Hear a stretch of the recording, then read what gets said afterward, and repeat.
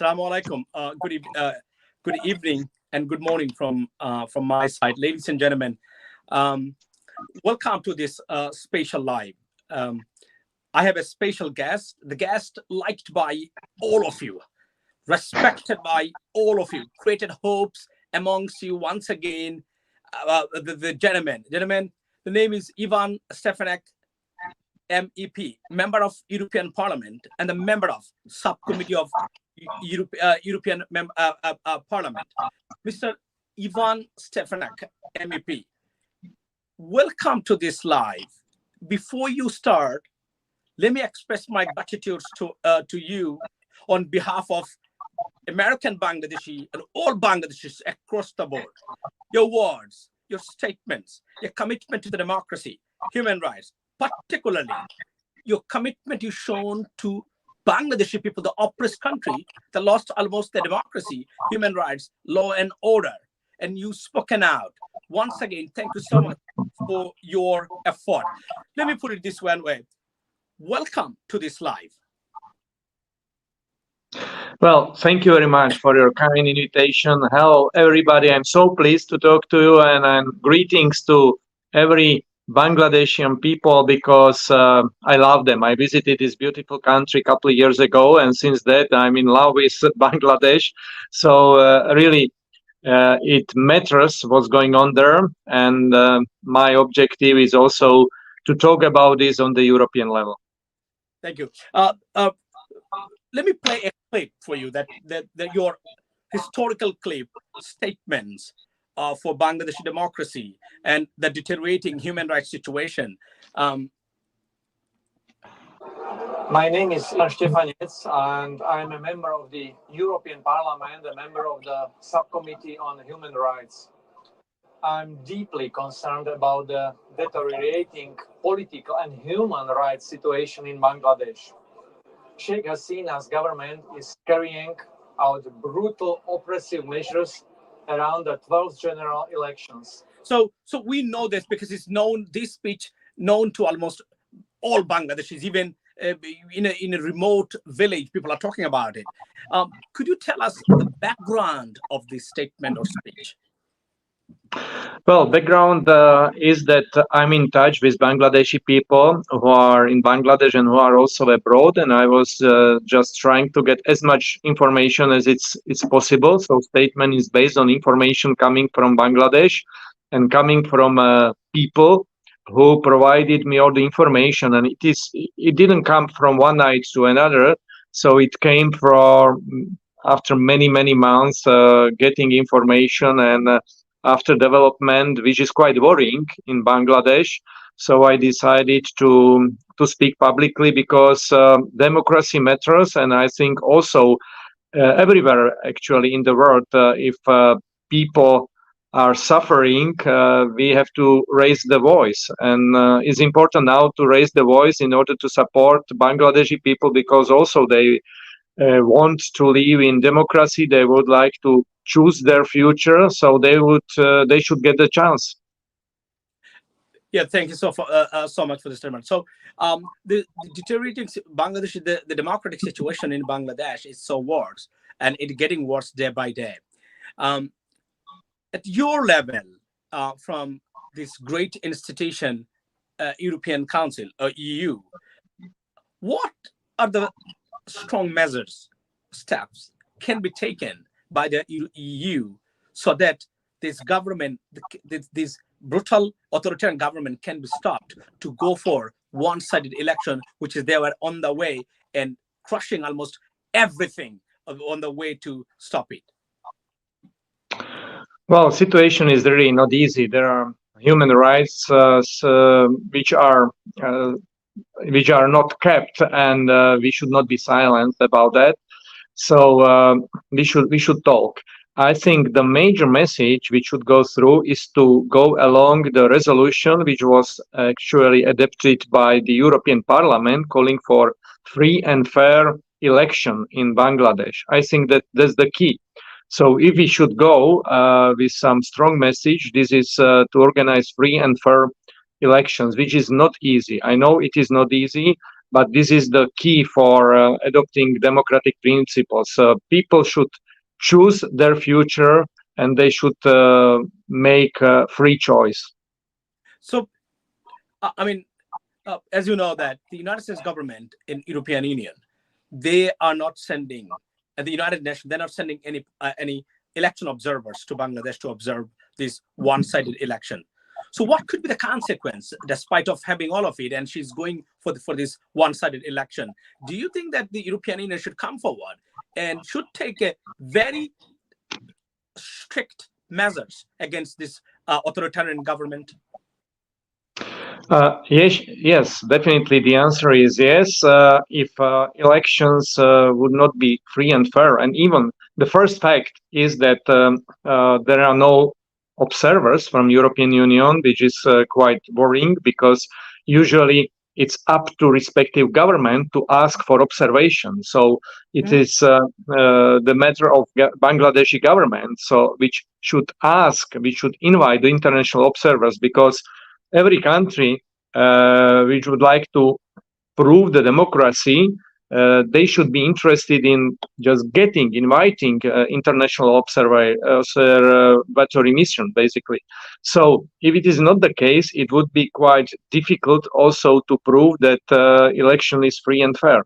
And even though we are watching the situation, the situation is quite worrying because of political prisoners, because of violence. And if situation continues like that, other steps should follow. European Union is major trading partner with Bangladesh, so I could not exclude even trade consequences, because we do not have in the European Union. On our level, we do not have a hard power, but we can have so-called soft power, soft diplomacy. Okay. And using the soft diplomacy, basically we can send resolution, we can send diplomats, but then step by step we can use economical tools which can conclude in some trade consequences. So yes. So let me.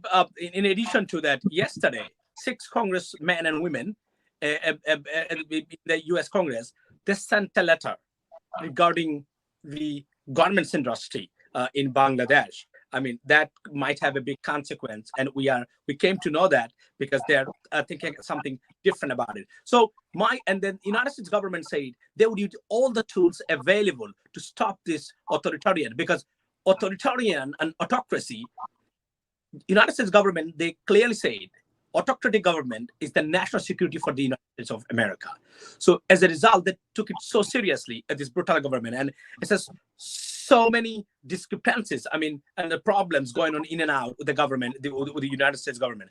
So, and then also United Nations, the high official said, if this election, the way it's going, one-sided election, it's going to be very tough to be certified by the United Nations.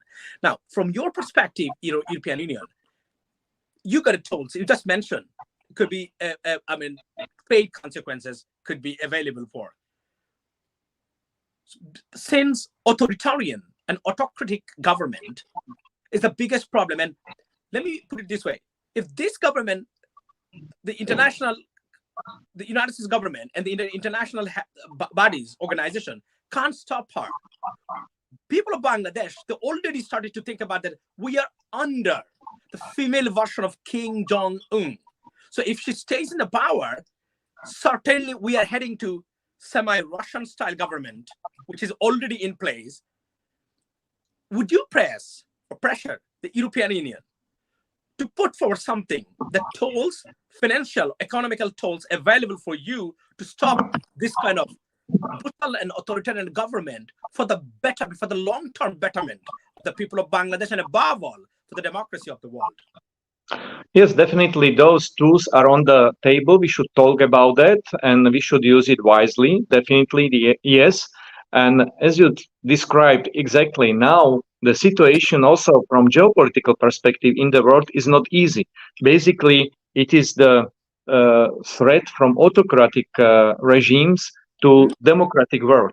We can see it by this Russian invasion of Ukraine. We can see it by threatening China of Taiwan, etc., etc. So there are more and more threats from authoritarian regimes to democratic countries. Therefore, learning is that democracies should stand together, and also we have to support all the people who love democracy, who would like to live in democracy, because it's just the better place for our life if we can choose about our future.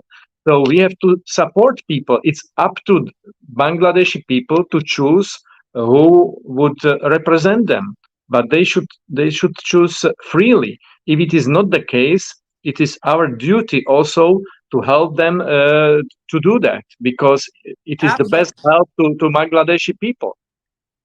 Absolutely. So, and then another thing that I would like to point out here, like the Bangladeshi government, every time you or the United States government or European or United Nations officials give a statement, next day Russian officials can come forward and make counter statement against any one of you. What is your take on this? They brought Russia into this Bangladeshi politics. So this is what's things going on right now in Bangladesh. This is not new even in the European Union. Russia tries to interfere into democratic development everywhere, not only in Europe, but around the world. And we have to be aware of that. And we cannot underestimate this Russian and also, secondly, also Chinese influence. So this is also about geopolitics in the world. So therefore, it's our duty to help people to choose the future. That's the basic fact.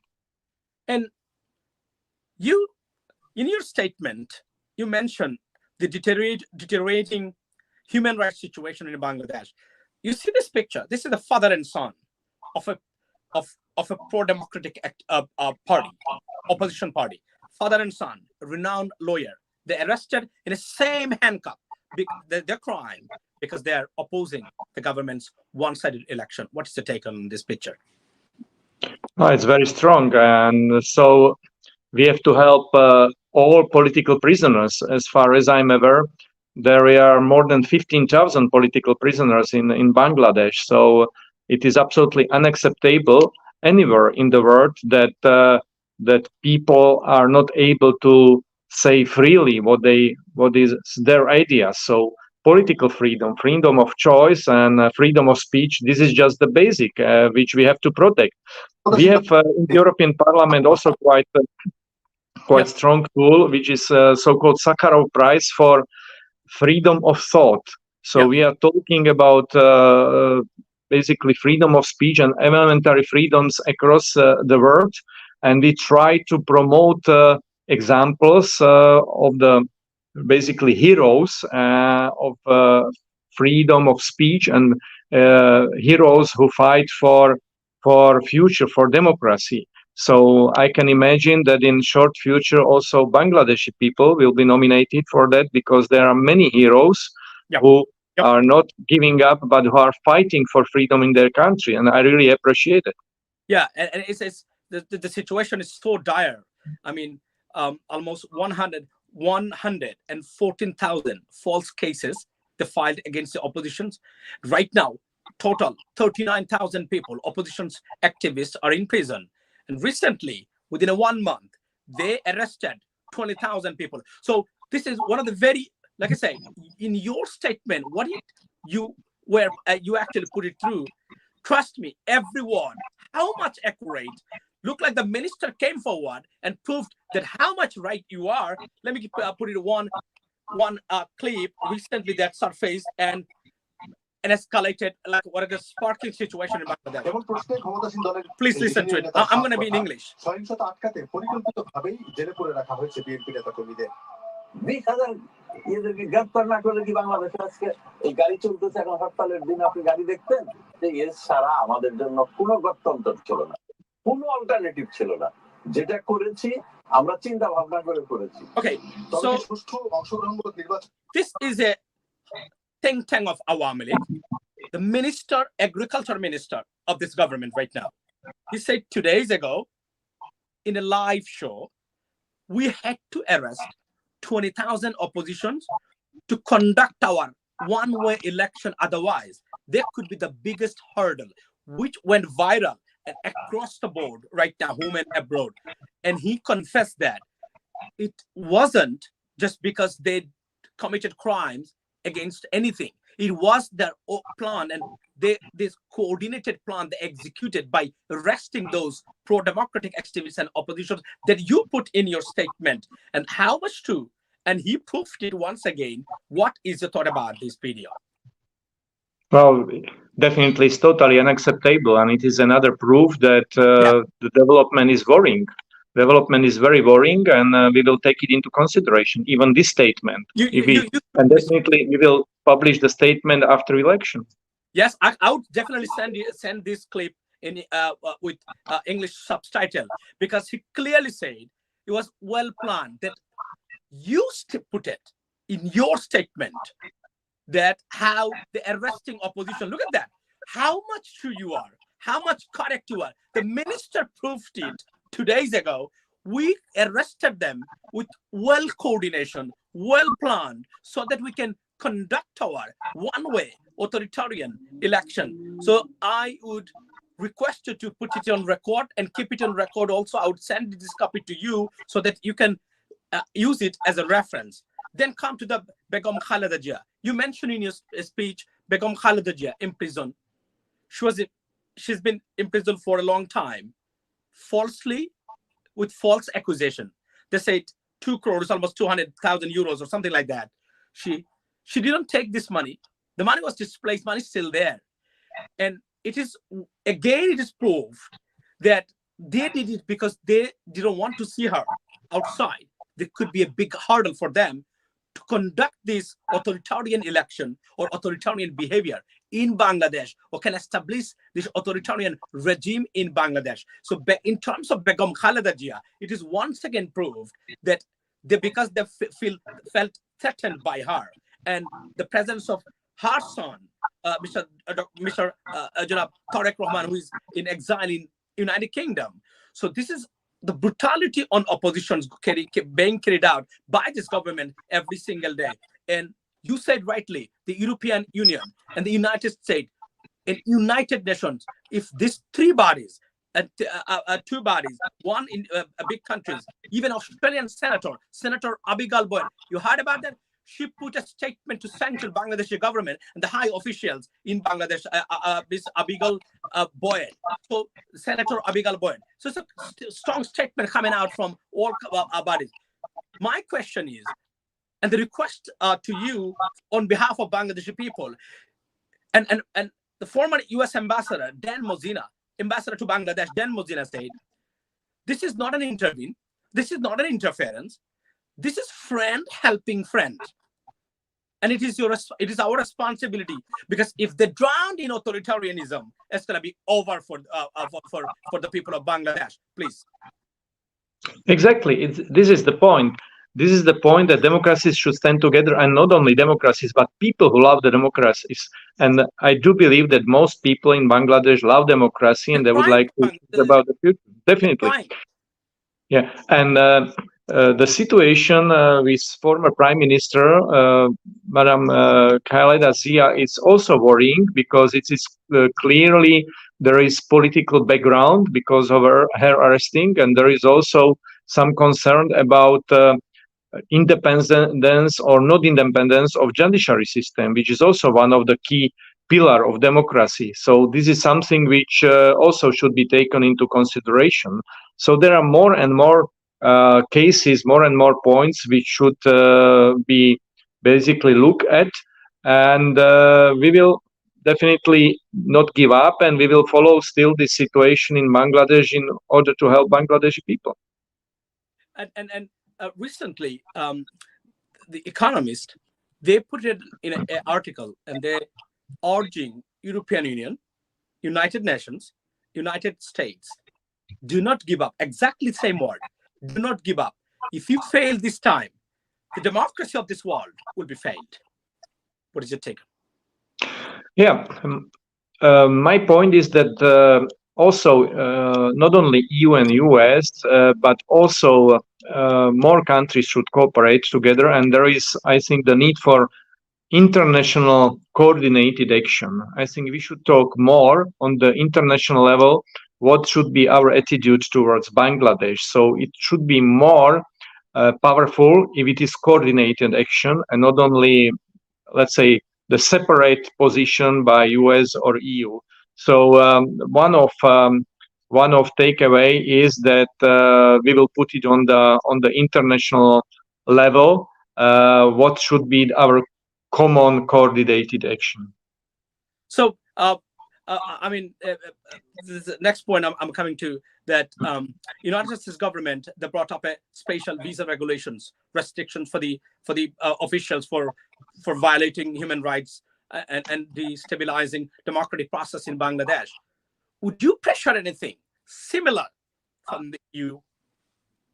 Yeah, I can imagine, but as you know, in the European Union, it's not quite easy because there must be agreement among 27 member states. So honestly, our decision-making speed is not as fast as in other countries, but there is already Bangladesh situation on the table. Many times I talk to European Commission representatives with the highest representative of foreign policy, and at least the last resolution about Bangladesh in European Parliament, it was the strong point towards European Commission, which also is developing and changing its position. So it's quite likely that other actions will follow. Other actions like in terms of visa or in terms of, let's say, position to individuals. Individuals, yes. The next point, Mr.